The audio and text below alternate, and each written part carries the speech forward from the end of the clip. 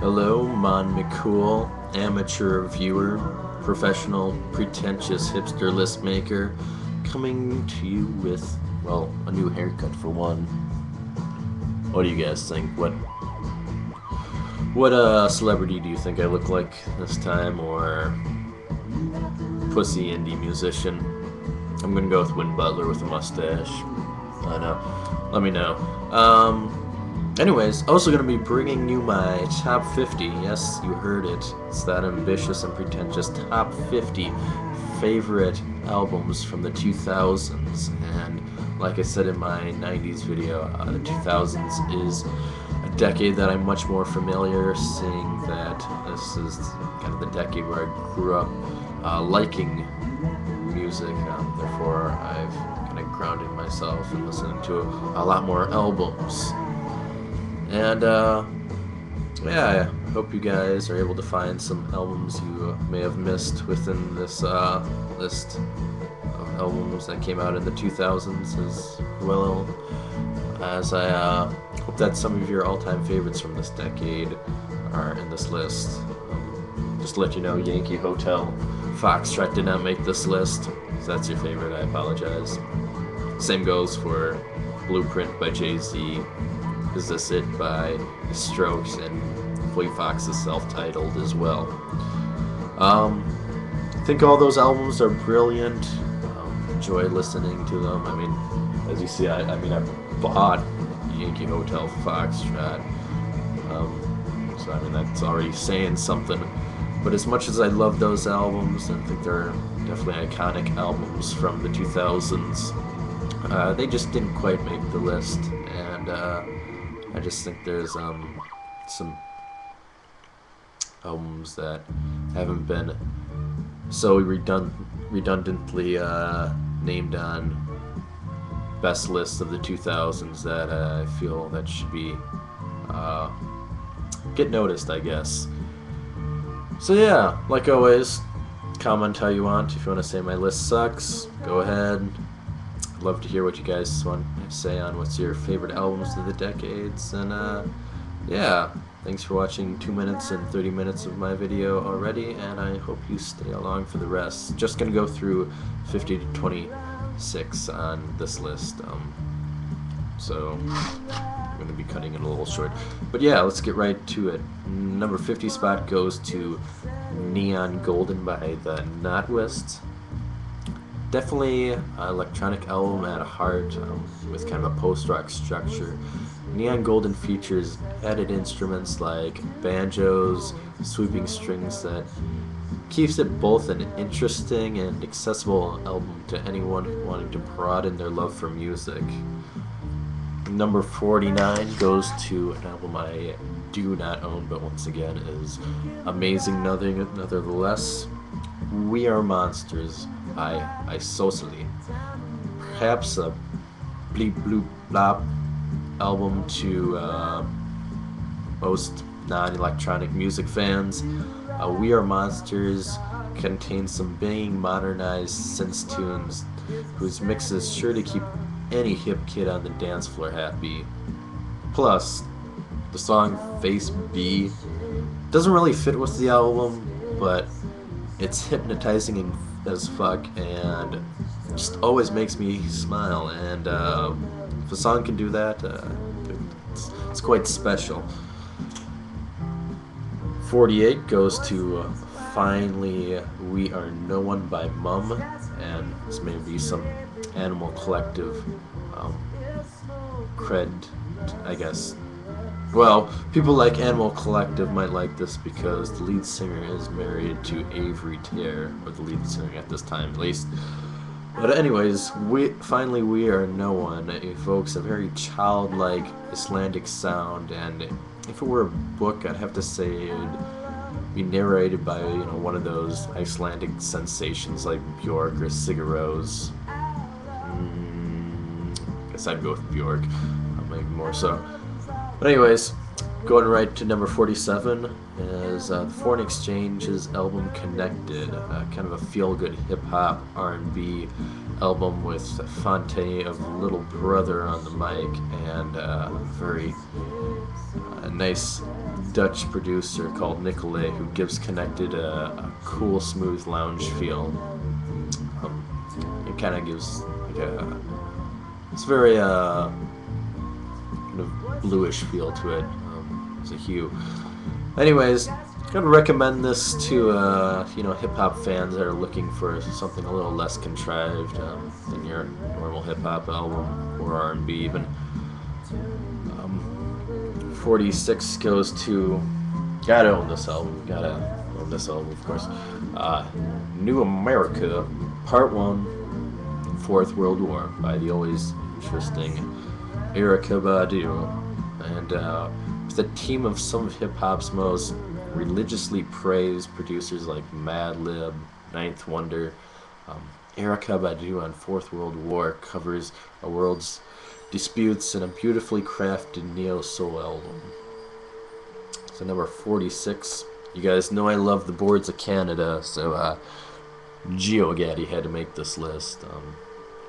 Powerhouse, IDM group working their magic once again, and an album that's really sure to please any fan of the previous album music, as the Right to Children that I mentioned in my 90s list, which made the number 9 spot. So if you like that, definitely check out Geogaddi. Number 46 spot goes to Destroy Rock and Roll by Mylo, often compared to, I guess, Daft Punk. Destroy Rock and Roll is an electronic dance album that is both as sexy as it is funny, and it's kind of like a boy or girlfriend that sounds too perfect to be true. Number 43 goes to one of the first albums I actually ever bought, which is the Picaresque's, or the Decembrists' Picaresque. I still can't name the album correctly after so many years. But yeah, it still holds my place as one of my favorite Baroque pop albums of all time. Subject matter on the Picaresque is spans quite far actually, and it's quite creative. It's kind of like something you'd expect out of a theater student creating a play based off of all his quarrels. So yeah, the Decembrists, check it out. Number 42 goes to Hell Hath No Fury by Clipse, and Hell Hath No Fury is just really hard-hitting album. Some booming beats on it that are very overwhelming. There's lyrics about street life, just real tough subject matter, and I mean, they're even able to make a steel pan drum sound like an instrument you really wouldn't want to fuck with. So yeah, definitely one of the most solid hip-hop albums of the 2000s. One of the best. Reminds me of all those days I watched Sucker Free Sunday on MTV2. Brings back memories. Anyways, that makes the perfect transition to our next album, Max Richter's The Blue Notebook. And starting with these plucks of a typewriter, followed with billowing swoops of a single violin, The Blue Notebook reminds me of a film score of the darkest day of any country's history. Fans of Philip Glass or any contemporary minimalist pianist is sure to be captivated by what's inside the Blue Notebook. Number 40, I'm going to give it to Apparat's album Walls, and with massive pulsating IDM beats on just about every track, as well as hints of R&B vocalizations on some songs. Walls is perhaps the most genre-bending and accessible album for the most stubborn of music fans. Definitely an exhilarating listen, I must say. Number 46, Orchestra of Bubbles. Once again, Apparat's making my list, and this time pairing with my favorite electronic artist, Allien. Neither artist on Orchestra of Bubbles runs the show, more or less. Each artist intelligently intertwines their best aspects of each other into one exceptional album. Alright. Starting to get into the crazy part of Wilco's Yankee Folks Hotel. Anyways, own the next album as well. Lemon of Pink by The Books, and with, I mean, it's got samples ranging from a Japanese film from the 1950s, Ugetsu, and it has quotes from Albert Einstein.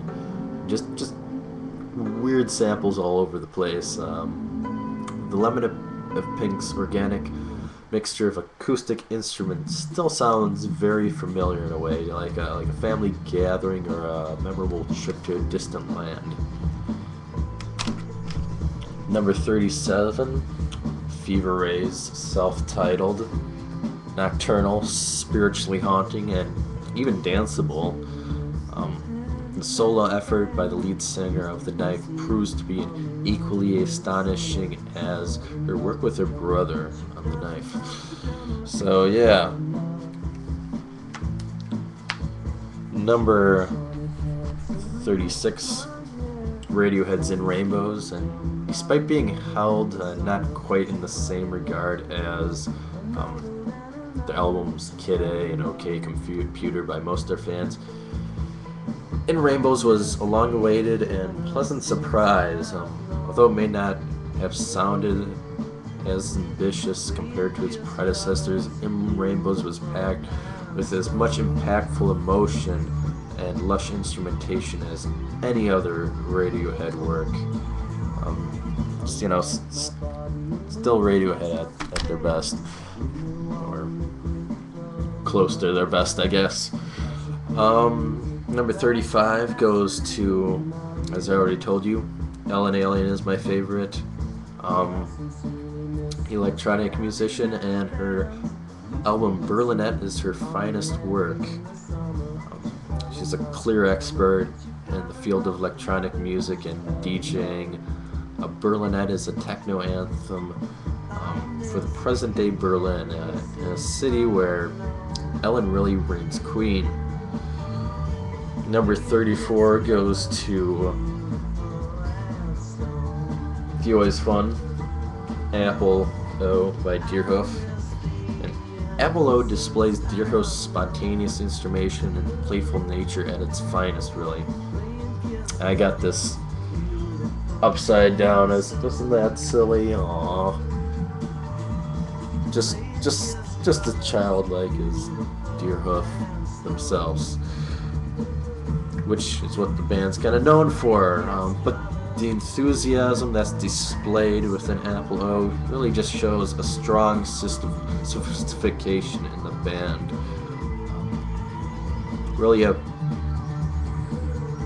just a joy to listen to this, even though it's so short. Alright, number 36, going with something a little different. The Tired Sounds of Lid by the Stars of Lid. And the title to this album really is telling for what the music with inside the album is like. The Tired Sounds of Lid is for people who don't want to hear lyrics or melodies. It's really for people who want to forget about their day and fall into a world of comforting ambience.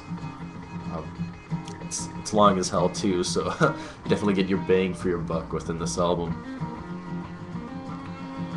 Number 36 goes to an album that is often regarded as the best of the 2000s, which is, of course, Kid A by Radiohead. Which, Kid A, Radiohead showcases a dramatic shift in their sound that's more steeped in electronica, and even on their previous work, OK Computer, there's something special about Kid A and how it paints these cold and unfamiliar abstract landscapes that sound quite alien. And I don't know if people were hoping this would be higher on the list, because it's kind of number one on everybody's, it seems like. Well, just about everybody. I'd say OK Computer is held at a high regard, and Kid A But yeah, I mean, I totally agree with anyone who puts it in a #1 spot. Once again, I mean, I still think it's brilliant work, and I don't want anyone to, you know, look at me putting it at my 32 spot thinking that it's overrated in any sense, because it is certainly not. 31 goes to A Strangely Isolated Place by Ulrich Schnauss. It's an engaging, ambient, shoegazy-like album with a blissful, dramatic kick to it. Definitely an uplifting album. Kind of keep you awake throughout. Anyways, 30 goes to an album that I'm sure we've all heard. And if you haven't heard it, go listen to it now. White Blood Cells by the White Stripes. They embraced genres of blues, countries, garage rock.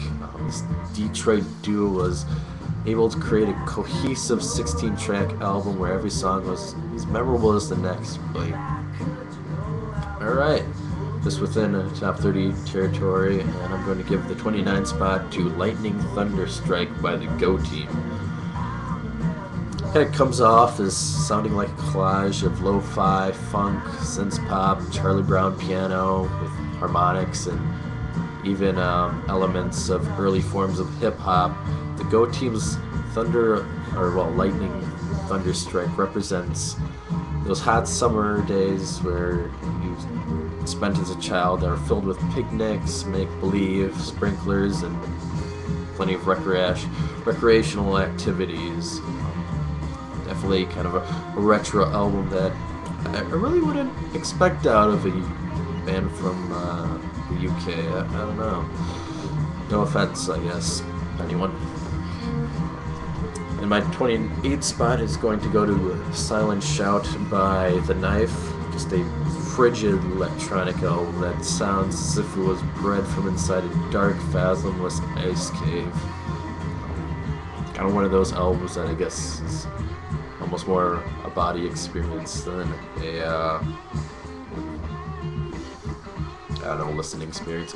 Kind of like one of those My Bloody Valentine Loveless things. But anyways,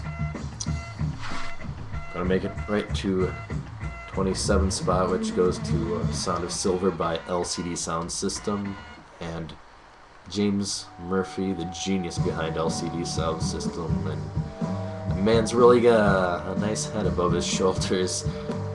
Sound of Silver is as woody as it is touching, with singles like North American Scum, Something Great, and, well, of course, All My Friends.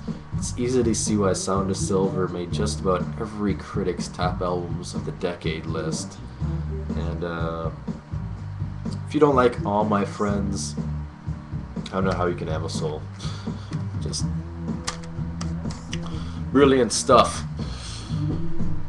Number 26, I guess interesting way to end this video is with Discovery by Daft Punk. Discovery is a funky house record that you really can't help but dance and act foolish to, with memorable tunes on just about every track. Discovery is one of the most exciting albums I've ever listened to, and I got a feeling that it's one of those albums that just about everybody's listened to, and if you haven't listened to it, it's something you really have to check out. That's my video for my top 50 through 26 albums of the 2000s. I know this video is long, but I thank you so much for sticking through. I guess I could have told you that my list is in the Dropbox of which ones were my favorites, so yeah, sorry if I just wasted half your day. But anyways, stay tuned to my next video where I'll be revealing my top 25. Take care, everyone. Bye.